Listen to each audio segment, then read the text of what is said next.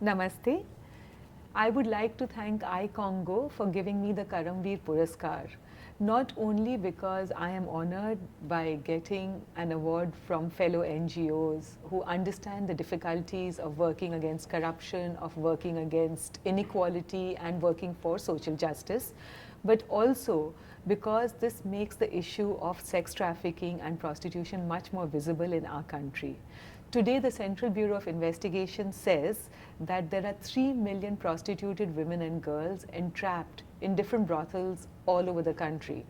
This means that 3 million women and girls are being raped every night. In the work that I do, I find that the girls are sometimes raped 9 or 10 times a night. If we multiply 3 million into 10, that is 30 million rapes every night. As a country, we have to do something about it. These are our girls, our women, who are being entrapped by profit makers who want to make a profit from this modern day slavery. And it is up to us to do something about it. Apne Aap Women Worldwide, my NGO, is also honored to be picked for this award.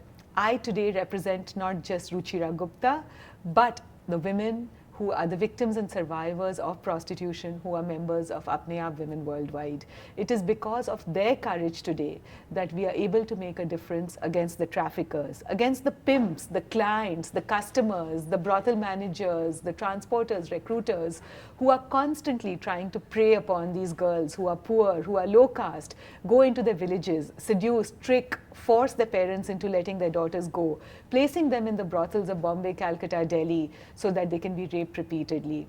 It is because of their voices that I was able to get the voices out. It is because of their courage in saying no to these pimps and johns that we were able to get their daughters into school, that we were able to get these women in Calcutta, in Bombay, in Bihar, where I also work, in Delhi, to be able to access livelihoods, to be able to access bank accounts and legal protection, to testify against traffickers and get them into jail.